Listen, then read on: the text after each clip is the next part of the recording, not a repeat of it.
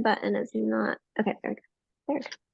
All right, so welcome y'all. It's a pleasure to be here with you. I have some amazing yoga teachers with me from the Asheville Yoga Center.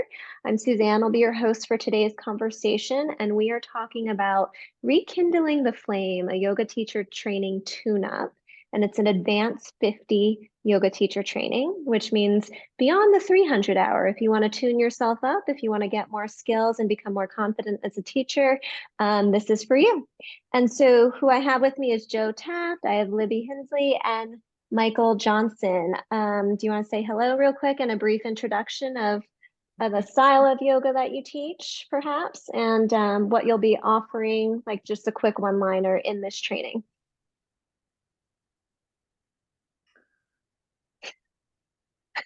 Joe, would you like to go first? I was thinking, Michael, you could lead because you kind of have a little bit of a, I feel like you're kind of like mothershipping this thing. So I'll follow your lead. All right, I'm Michael Johnson, and I've been teaching yoga for 2 decades now. And the styles, I kind of go through phases of different approaches to yoga. My introduction to yoga was really gentle. Gentle yoga was like perfect for me. And then I started teaching yoga full time, and then I needed hard yoga. That fulfilled a need for a while, and then my body was like, I don't like hard yoga anymore. So now I'm back to gentle yoga, and that seems to be a perfect fit. But yeah, as far as what I'll be offering in this training, I have learned quite a few valuable things over the years and how to present yoga and make it accessible to people of all kinds going through different things. And I'm delighted to share those tools in my toolbox with anyone that wants to use them, so they can reach out to the people that they want to help and make yoga accessible to them. Awesome, thank you. Thank you. Libby, would you like to entertain Sure. us next? Okay. Sure. So my name's Libby Hinsley, and I've been teaching yoga about 18 years, and along the way got really interested in the, excuse me, the human body and people's injuries that they always wanted to tell me about after class. And that interest led me to go into physical therapy. So I've also been practicing as a physical therapist for about 12 years now. And I love that combination. My yoga background started in Iyengar yoga for some years, and then I fell in love with Ashtanga yoga for some years. Did not fall in love with me, however. So over time, I got really interested in the lineage that we could call Vini Yoga, the lineage of Krishnamacharya and Desikachar, because I was able to study at Desikachar's place in 2008 for about a month, and that really changed everything about kind of how I practiced and taught yoga. And so I'm really interested in breath-centric approaches to asana, very slow moving, controlled, steady movement in asana. I'm going to be teaching a segment on hypermobility.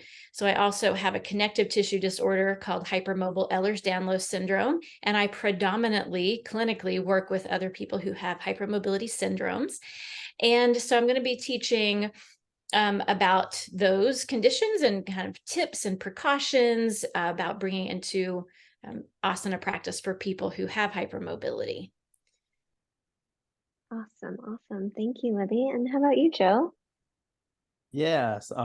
First of all, thanks for having me, and I feel honored to be here. And and it's so cool. It's hard to get people together, so the fact that like all four of us just got together is pretty amazing in itself. So uh, so my yoga background, I got into yoga because I was very injured, and it helped me initially with the injuries, and then and as I started getting into more aggressive, we'll call it, yoga, then it started creating some injuries, and so that was kind of my journey. And so I've really enjoyed just seeing yoga from all these different perspectives. I had the same teacher for 12 years, which was really quite interesting. And then I kind of left that system, and now I've kind of embraced all the systems, so to speak.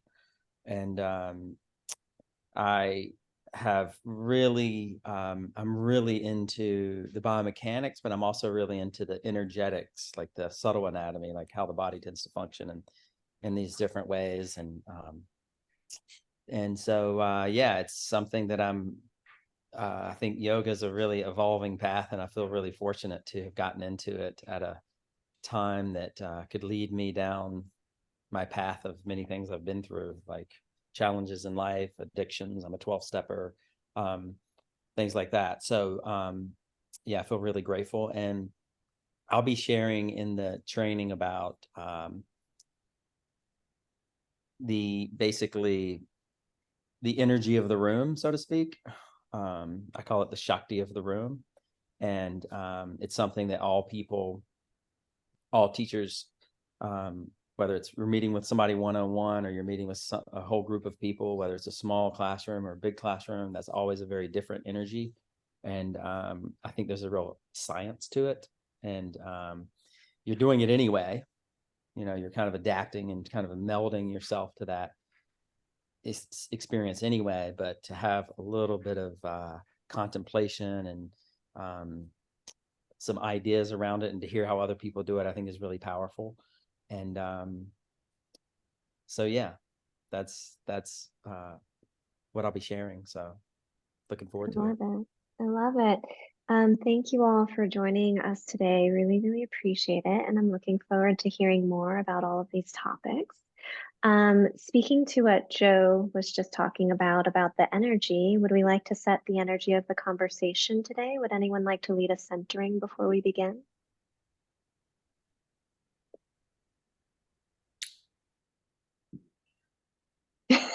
Any volunteers? All right. I guess I'll volunteer. Go for it. Good. All right. Thank you so much for creating this space and this opportunity. Feel free to do whatever you need to do to choose a position that'll be comfortable enough for about a minute of stillness. And however your mind is, however your body is, see if you can start to bring your attention to the natural movement of the breath, whether it's in and out through the nose or otherwise. And see if you can create a space to observe whatever's happening as it's happening without reacting, by just lengthening your exhales gently, maybe even pausing at the end and letting the inhales take care of themselves.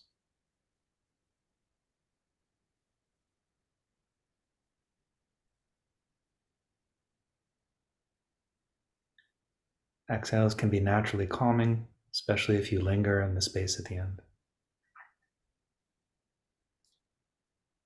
Whereas inhales can be more awakening.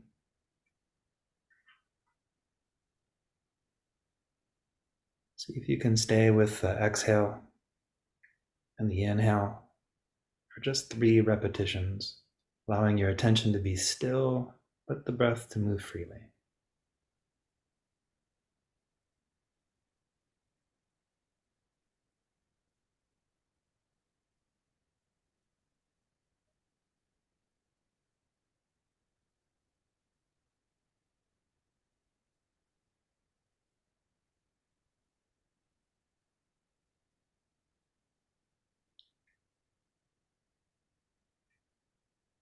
So many things will be competing for your attention. You can always use the breath as an anchor for stability and to create space around whatever comes up. So instead of reacting to it, you might be able to choose an appropriate response.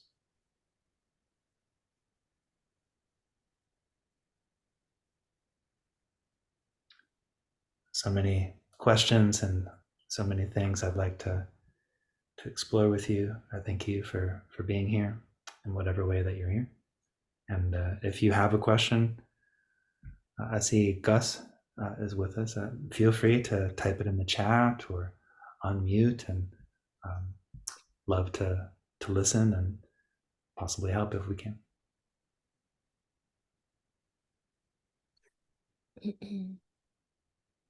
Thank you so much for that. That was awesome, Michael. Appreciate it. I always get nervous at the beginning of these, so it like helps me. Um, That's one of the topics that I would love to at least explore for a minute or two, is the yeah, nervousness when you get up to yeah. teach. Like, Let's talk about let's the shock the other room. let's go right into that. Let's talk about that. I think it's really valid. So yeah, you want to start there? Sure. Perfect. I remember when I taught my first yoga class, public yoga class, where people were paying to come and take my class. I was so nervous that I pretty much shut down 3 days before the class. I had to call in sick for work and um, like coach myself into going through with it. And like did all the things that I thought I could to work up the confidence to do it. And then like when I started teaching the class, like my two students were like so supportive and kind and gentle, and I just felt like I got all worked up for nothing. And Mhm. I truly enjoyed teaching, and that became a pattern for me. Like the more I worried about how teaching could go wrong, like my nervous system would be unruly. But the more I just focused on doing the teaching, it got so much better. When I was first teaching in the beginning, my first 10 years or so, I was teaching a lot of classes every week, sometimes 20 or more. And like occasionally, like, you know, someone would ask me to sub their classes, and I'd be teaching like 7 classes in one day. Um, and, you know, being a new teacher, I didn't have that much experience, although I had a lot of heart. That doesn't always translate as a good yoga class. But when I would teach the first class of the day, you know, I'd make my best offering, and I would learn like what went well and what didn't based on the Shakti of the class. And the second class, I would try to improve on that. So I would ditch the things that didn't work well and expand the things that did. And that went on throughout the day. By the 7th class, like most people seemed like they would be tired, but not me. Like I came alive when I taught. And when I taught the 7th class, it was a pretty good class Mhm. because I had like observed and corrected my mistakes. And even though I was a newer teacher, I was presenting something that was very valuable. So I feel like there's something to be learned by making mistakes and allowing yourself to be human, and then um, seeing the possibilities and exploring that. So one of my first teachers was Veronica Zador. I think she was president of the International Yoga Therapists Association Hmm. for 10 years or so. And she said, if you're teaching, teach more. That was like her tagline.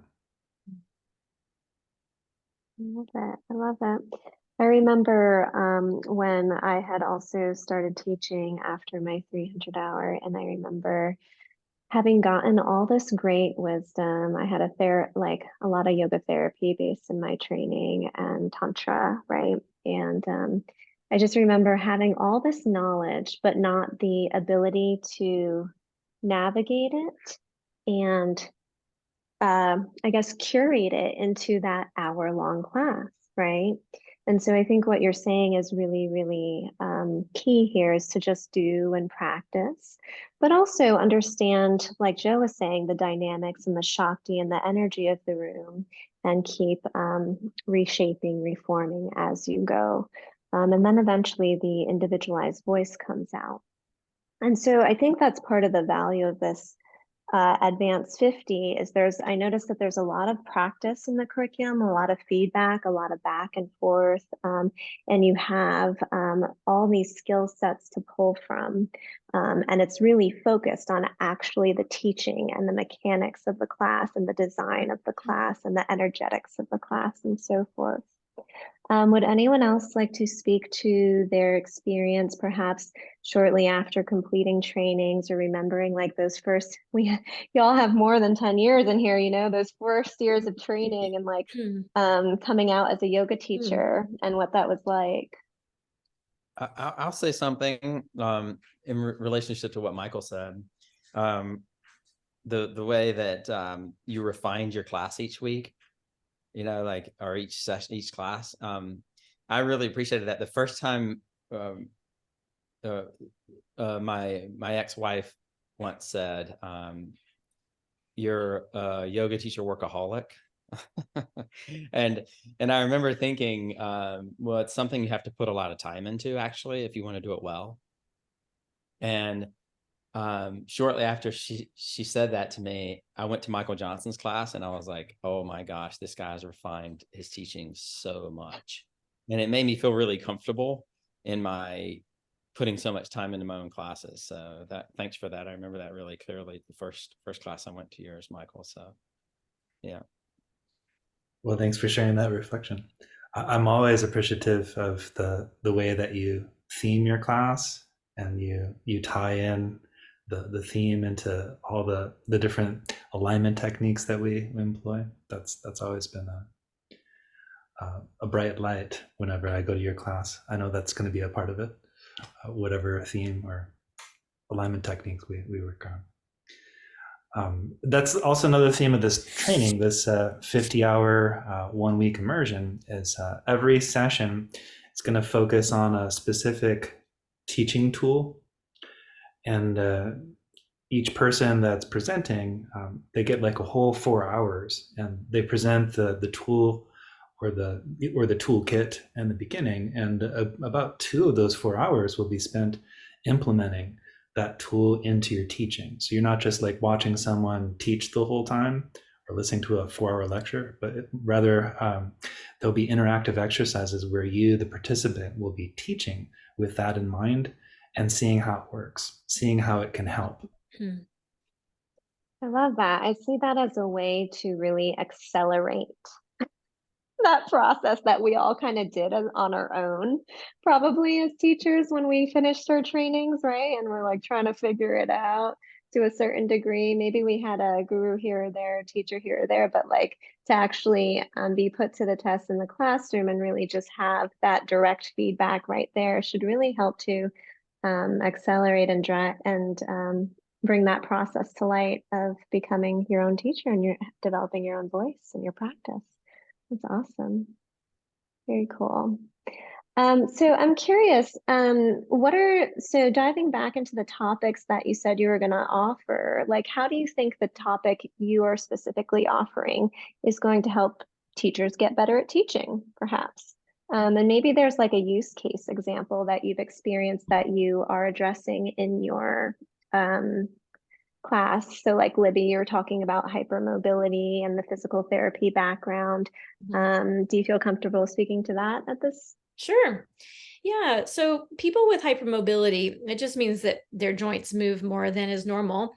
And hypermobility affects anywhere between 20 and 30% of the population, but a smaller percentage of the population has symptomatic hypermobility, which means their hypermobility causes them symptoms, usually across many, many systems of the body. And so that's when we call it a hypermobility syndrome. And so they may be dealing with all kinds of musculoskeletal pain, also sleep problems, anxiety is really common, and a whole host of different things that cluster around hypermobility, all of which lead them to yoga. So they just come in droves to yoga. And I think yoga has a great deal to offer them. I wrote a whole book about it. It's called Yoga for Bendy People.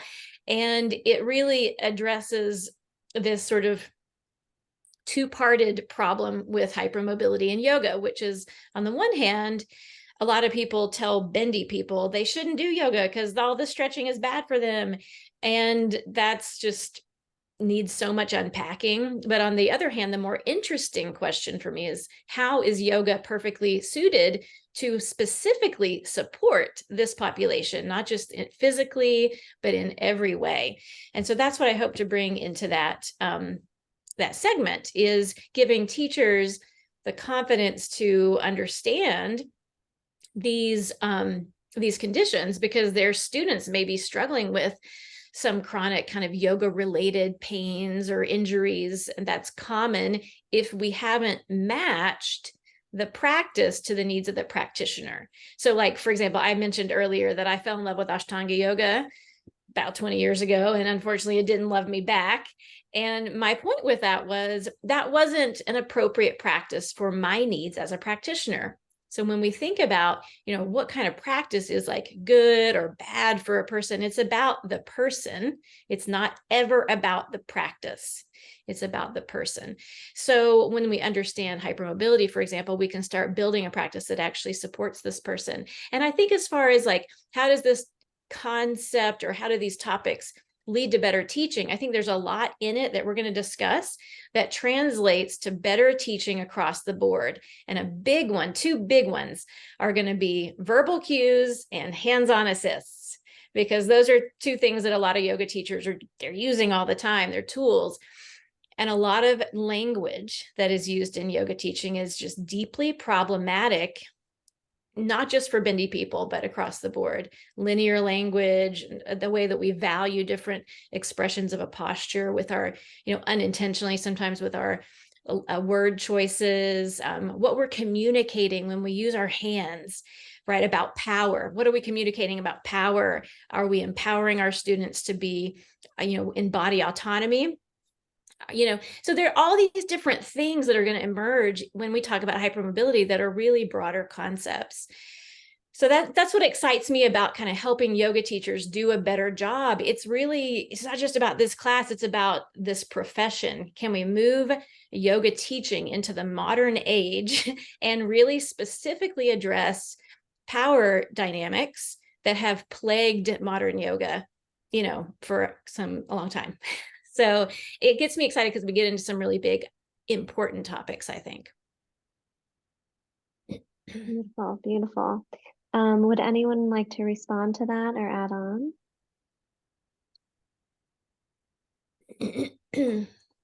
Well, I feel so fortunate that I get to like take Libby's class, and as well as Joe's and everyone's. I'll be there the whole 5 days and a participant for the sessions with all the guest teachers, Cool. as well as just someone to like be an anchor for everyone else. But the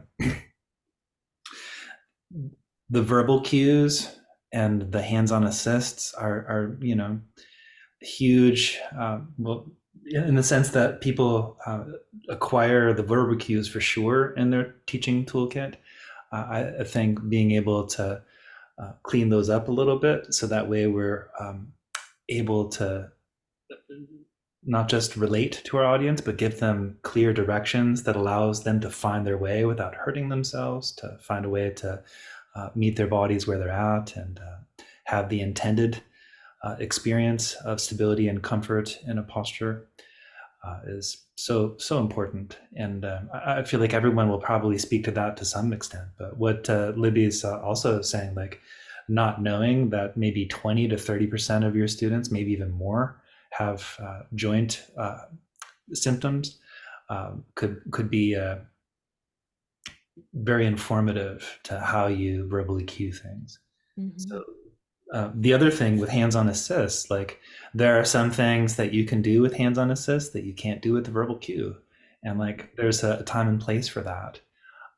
But what Libby brought up with the power imbalance and the mismanagement of power that has plagued modern yoga is so prevalent, and to address that in a way with integrity, to allow people to take that into consideration is so huge. I mean, ever since 2016, I've been using permission cards so that people can non-verbally communicate whether or not they want to be assisted in my class, and that has made a significant difference. But that alone isn't enough. There's so much more to be done in that department, to allow people to have their autonomy when they practice yoga, and to have a dynamic in that relationship between themselves and their teacher that's healthy. Yeah. So another topic is healthy boundaries between teachers and students, and you might think you have healthy boundaries, but who knows? There might be room for improvement there.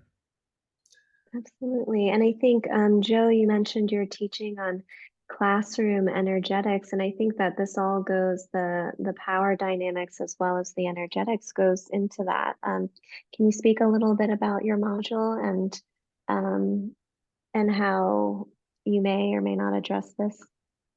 Yeah, I can't remember the name of the module, but it's something like even in the title, it's something about boundaries, because if the students don't feel safe, then it's hard for them to drop into whatever the feeling of the room is. So language plays a role in that. And then obviously the relationship between the student and the teacher. There's multiple relationships. There's a relationship between the student and the whole room, and then there's a relationship between each individual student. And those are a really subtle work can be done on that level, because for a student to feel safe, like Michael mentioned, they need to have their own space, but for them to transform, they need to be encouraged to be outside of themselves, which is a little uncomfortable. And so there's this really balanced thing going on, and it takes, I think, years to really refine that. And I've stepped into being okay with people being uncomfortable, with the idea that safety first. I even have a shirt that I wear sometimes that says safety first to class. And so it's really quite tricky. And I think that's the a training like this, where it's rekindling the flame, like something a little deeper. I'm really excited about talking about things that I don't normally talk about, which is so exciting for me. But I do talk about in regular teacher training often about what we call transference and countertransference, the relationship that goes back and forth between the students. And it's actually something I've had troubles with. I'm not a trained therapist or anything. It's just, I feel like I'm an expert from experiences as being uneducated on it. So I can speak about it from the inside out, so to speak. So that's kind of the nucleus, you could say, of the Shakti of the room, is the relationship between the student and the teacher. So that sums it up. But I do see that Gus asked a question. Yeah. So he says, I've never taken a training at Asheville Yoga Center. As someone who's coming from another studio, can you provide me some context about AYC as a studio, and what should I expect, essentially? So yeah, let's talk a little bit about that. How would you describe AYC and then a yoga training at AYC? I mean, AYC is going through some transitions right now, so I can't really talk about AYC as a whole right now, but I can talk about the people that I teach with. And sure, you can start there. I could bring us out. Yeah. Is that okay? Yeah, go for it. So one thing that I really appreciate about Asheville Yoga Center is, like, all of us have been teaching, 2 decades or more, and so there's a lot of experience, and we all have different, like, somehow, I don't know how it's managed that we've all been teaching together all these years, but we have our own thing. Like, we didn't like come together under like one method, which is pretty cool. And even though my colleagues teach these different methods and even come from different schools and different schools of thought, like, I have so much respect for them. And so for me, that's the biggest thing. I would want to go to here's my sales pitch part. I would want to go to a studio that the teachers like really respect their colleagues in the way, at least, that I respect my colleagues. So that's kind of my sales pitch. Love it. Love it. Thank you. Thank you. And how about you all? How have you witnessed the trainings at AYC? What would you say maybe the community's like? Well, I I'll know from a say, teacher perspective. yeah, and I spent a great deal of time teaching at AYC for a lot of years in teacher training, and not as much in the last couple of years, but that, I would say, has been my experience, that the core group of teacher trainers at AYC have been teaching together for a very long time, and I think share some mutual, like a really good level of mutual respect, and just like know each other and like each other, and are really accustomed to coming from some different perspectives. Like that's not out of the ordinary. Everyone, everyone's kind of comfortable with that, which I think is really nice, because it's really a microcosm of modern yoga culture, which is just, it's all over the place. So we sort of like get to represent that a little bit. Awesome, awesome. And I've noticed, like, when I've seen students leave their trainings, I've seen people go from like 50 hour, then to 200, then to 300, like all in the course of 1 year. Like once they step through the door, it's like they can't get enough, which is really a testament to what y'all are teaching and how well you're working together. And then the other piece is that I see that their community that they develop, they're developing lifelong friendships. People are going out and meeting each other on weekends, even if they live a couple hours away. They're doing their Yoga Sutra study groups online via Zoom together. And the community grows amongst students beyond the training as well. And so I think that's pretty cool to see that growth, and to also see the growth like amongst their peers and community. And I've really noticed that the studio, we have new relationships over the last year that we've formulated with Ayurprana, Ayurvedic Institute, Ayurprana Listening Room, and so forth. And that's brought in a variety of other teachers as well from those institutions. And the studio has been so incredibly welcoming to the other institutions, and so is the community. And it's just been really lovely to see that part entered into the curriculum as well. So there's some more Ayurveda now. Nishita offers her Ayurveda, and she's offering a portion in this training. And there's also access to Ayurprana courses with Dr. Lott and so forth. And so the relationship, it just like, it keeps growing, like the Shakti keeps growing once you step through the door, right? It's not like you just step in, you enter a class, you leave, but you're building a whole network of people that are high vibe and are rooting for you to become a great teacher or just a great practitioner on your own, which is pretty awesome. So everyone's kind of fueling each other. I feel like it just keeps expanding in a really beautiful way to help elevate consciousness in the community. Yeah. Any thoughts? Anyone else before we keep I going? remember back in 2001 when I was at the Satchidananda Ashram, Yogaville. I was taking the living yoga training program, and one of the other participants was like, "Hey, do you want to learn partner yoga?" I was like, "Sure." She's like, "I just took this yoga teacher training from Stephanie Keach, the Asheville Yoga Center." Like that was the first I'd ever heard of it. And the partner yoga that we learned was awesome. Like there's some really cool techniques that we learned. So that like piqued my interest. And then eventually I ended up moving to Asheville in 2009, and I went to the Asheville Yoga Center and got invited to start teaching there, and started teaching the programs. And like it's been around for like 25 years, but now it's been transformed. I mean, the pandemic was like a tough time for everyone, but the rebirth that's been taking place since Arya-Prana came, and we've joined forces with the Ayurvedic Institute, and now the Soham Retreat Center and the Arya-Prana Listening Room. It's a very interesting place to be. I'm so grateful to be a part of it. And now that Sean Johnson has stepped in as the director, I think he's going to grab the reins of this chariot and take it in places it's never been before. So I'm but Gus also asked the question, like, how are you going to work to make sure that all of you get to present in a clear way for participants? That's a great question. And that's why I'm going to be there the whole time. So I'll be opening the space and closing the space, and at the beginning of the training and the end. But like during the 4 hours that each participant there, like I'll make it clear, like they are the teacher.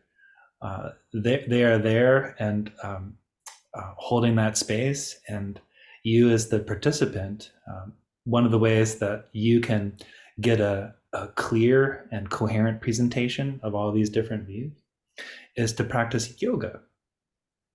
By that I mean yoga philosophy.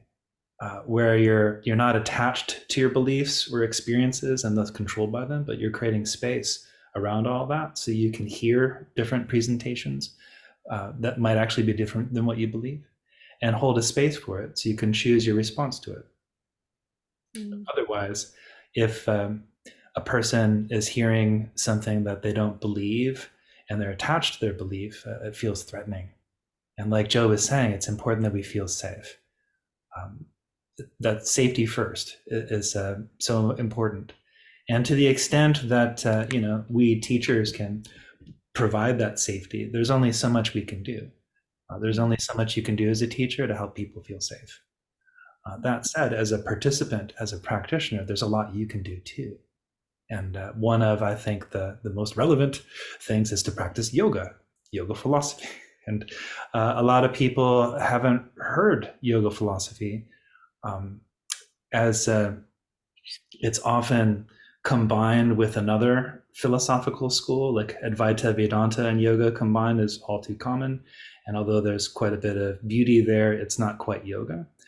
Same with yoga and Sankhya, there's a long history of that, or yoga and Christianity, or yoga and like secular Buddhism, or yoga and like whatever so-and-so believes. And the interesting thing is that yoga as a standalone philosophy doesn't require any beliefs by design.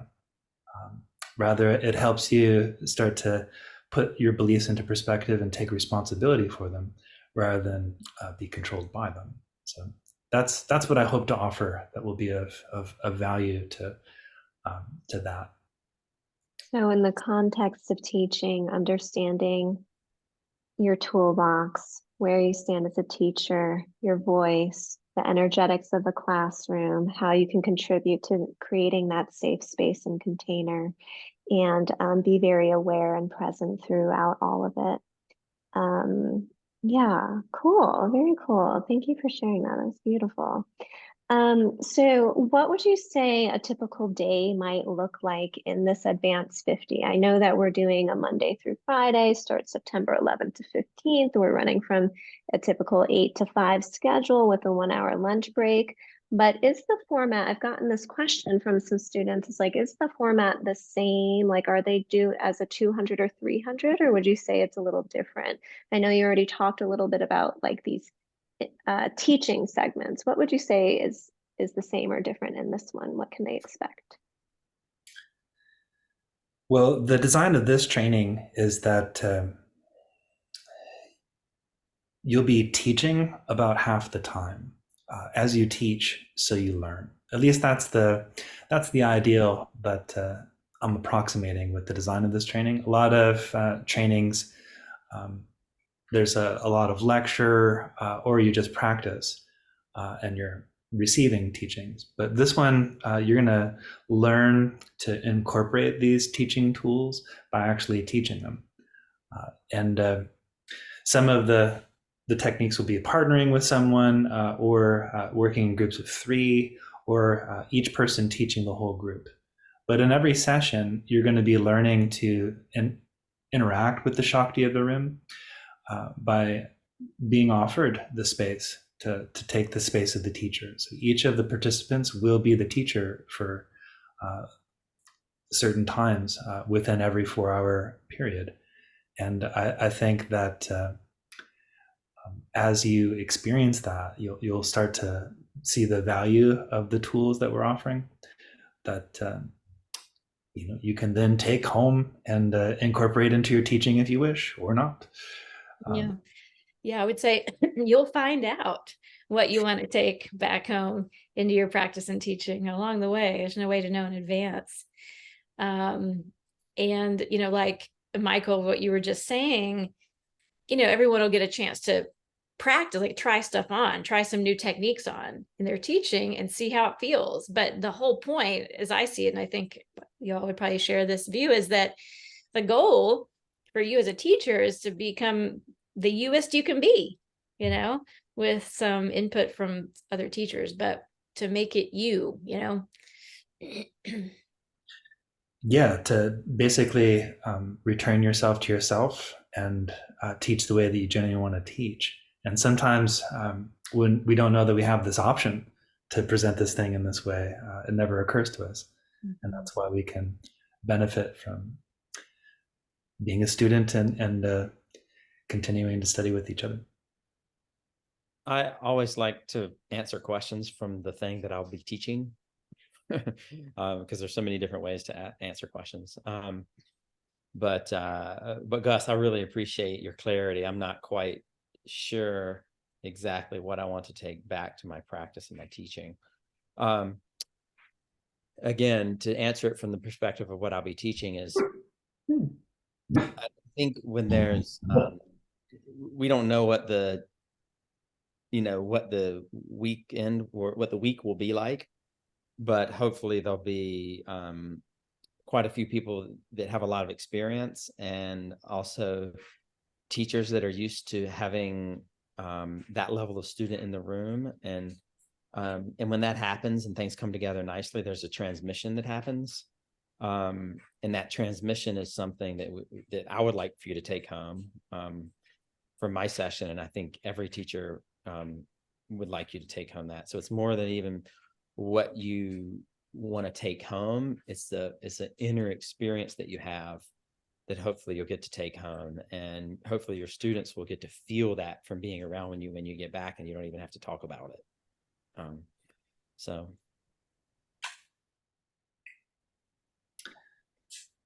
By the end of the training, the final session, I'm trying to get a Sierra sandwich going on, where it starts with Sierra the first 4 hours and ends with Sierra the last 4 hours. And she has like over 25 years of experience teaching and teaching and teacher trainings, and her ability to connect with her students is just amazing. I got to co-teach a session with her at the Love Shine Play Festival, and it was so cute that she invited me to be a guest teacher when she's a master teacher, and it was just an honor to work with her. But the hope is to give you an opportunity in that last session to incorporate the things that you might actually want to take with you into one class.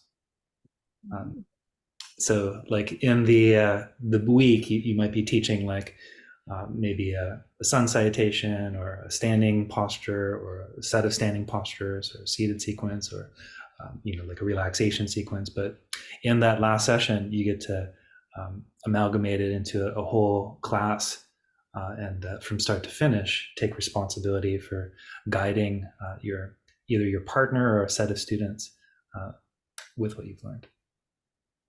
Great. So there's direct feedback in real time, which is pretty cool. And then kind of like this process of digesting, assimilating, and then composing and getting the feedback at the end as well. And then there's the, appropriating into the classroom afterwards or into your own life afterwards. That sounds great. I remember, so I was an artist for many years before I became a yogi, and I went to school and I taught at university. And I remember when I was in school, those critique days made me so nervous. I would work really hard making this thing, just like you were talking about, Michael, about how you might freeze up before teaching. And I remember I always felt like it was kind of like criticism, versus, hey, this might help me improve, or what do I take with me and what do I not take with me? How do you support a student through that might have the same nervousness that we have about, hey, I'm going to teach in front of the people that I really want to impress, or that are people that inspire me, that have helped me find my path, and what are your tips for if they're joining and feeling any hesitation towards getting all that feedback? Oh my gosh, that's a another great question. Yeah. My answer to that is yoga. So yoga philosophy is primarily the task of bringing the activities of the mind under control. And one of the obstacles to that is identifying with our mental activities. To the extent that we're identified with our mental activities, any criticism of them is taken as a personal attack. that triggers our defense mechanisms. And that's kind of how we lose control. That's how they control us. That's also how we're controlled by other people. So, we all have a negativity bias where we're way more sensitive to negative stimuli than positive. So like if you teach a class and like 90% of the people loved it, but like, one person comes up and says that, the only thing you're going to remember is like that one person that had that. And that's like the typical human condition. But one of the things that can allow us to not just grow positively from feedback, whether it be positive or negative, and even start to look for it and actually want to integrate it into our experience rather than treat it like the plague and avoid it at all costs, is practicing yoga, specifically yoga philosophy, where you're either in meditation or even between meditations, creating the space for yourself to be yourself and to allow yourself to have all these thoughts and feelings and experiences without letting them define you. And that's something that allows us to listen to criticism that we may or may not agree with and create a space around it so we don't have to take it personally. And when our defense mechanisms aren't triggered, then you can choose your response to it. And then it can often help.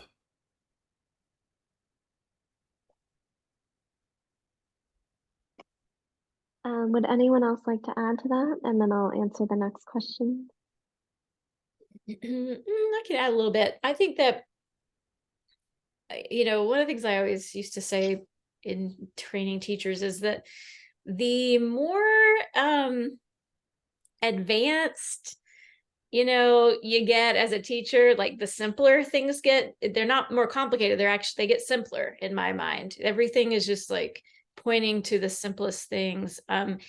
And I think it points us all to having just curiosity. So curiosity is a concept I like to work with a lot, because when we're just curious about people's perspectives, they're less personal, they're less triggering, and we're just kind of open to like learning stuff. And the more we know in any realm, yoga, like other things, the more we realize that we don't know. So I think becoming a more advanced teacher is a lot about that. It's a lot about being okay with being human, being okay with not knowing everything. I like to have yoga teachers in training, or anybody, just say out loud a bunch of times, I don't know. I used to have people just say, I don't know, out loud all the time, so that they could just get comfortable not feeling like they have to know everything, because that pressure that yoga teachers put on themselves is really intense, leads to a lot of anxiety, and it leads to yoga teaching not being as much fun because they feel so much pressure. They're supposed to know everything. They're supposed to not only be a yoga teacher, which by the way is enough, but they also are supposed to be a nutritionist, a spiritual guide, a physical therapist, a biomechanist, a psychologist, and that's just way, way too much. So I think just kind of bringing it down, being curious, letting yourself be human, are good ways to just sort of be, so you don't freak out. I don't know if hopefully that's helpful. Thank you. That was so great. What do you think the end result of this training will be? Like, who do you think this is really for? Definitely people that want more practice, people that are ready to have an open mind to receive that feedback, right? What else would you say? People interested in things like hypermobility, trauma recovery, Ayurveda. And I heard a lot about really, almost like really applying the philosophy of yoga to the classroom environment and the actual active teaching. Anything else you think? This training is kind of pioneering into a new direction. And a lot of people look at yoga, however it was first introduced to them. Some of them it's just a form of physical fitness, or it's like a fad, but it's a tradition with many millenniums behind it, and it should be a profession that is taken seriously. And there's so much to yoga. Like I've studied 20 plus years, and I've skimmed the surface. There's so much more that I wish I could have a few extra lifetimes to dedicate to. But that said, I can partner with people who've dedicated their lives and be a part of a team, and that helps. But my hope is that this training will be one of many that allow some of these more nuanced topics to be covered properly and help yoga be recognized as a profession and taken seriously rather than just some sort of fringe thing that people do for a few years. Mm-hmm. Anyone else? Thank you. Okay. So just to answer your question in the notes here, you can learn more about our teachers through our website, youryoga.com. And there's a page on there in the menu bar that says instructors, and you can read more about Michael, Joe, Libby, or any of the other teachers that are in this training, Sierra, and I believe Shayla's in this one, Nishita. Anyone else am I missing? Oh, Gaia, right? And Gaia is likely to be there, but she had an incident where she was struck by a car, and she's in the middle of a suit to settle that, and I've invited her to be there in the very beginning and the very end. She has over 20 years experience leading yoga teacher trainings and has a really beautiful way of helping people to create space. So that's why I invited her to be there, and I hope that she'll be able to come, but we'll have to see. Well, I'll put that vibe out there for sure. And is there anyone else? I think Maeve was in it too, right? So Maeve is going to be in the next one. The next one, the trauma focused one. The next one will be focused on trauma and how yoga can be really helpful in helping people recover from trauma. Awesome. So you can see this first Advanced 50 that we're launching at Asheville Yoga Center as the beginning of a trajectory of a series of advanced practices where we'll dive deep into some of these more I guess, I don't know if I would call them niche, but they're other avenues to explore and deepen your teaching skills as well as your practice at the same time. We are running a special until the end of next week. The coupon code is in the chat, webinar thank you 817. That'll get you $50 off the training. The total training is about $695. And if you have any questions, you can reach out to me, Suzanne at youryoga.com. Are there any final words anyone here would like to share other than please jump on the bus? We'd love to see you. Thank you for putting this together, and thank you for your attention. And we'd love to work with you if you want to come. Thanks so much, y'all. Good to see everybody. I'll see y'all soon. You take care. Namaste. Bye.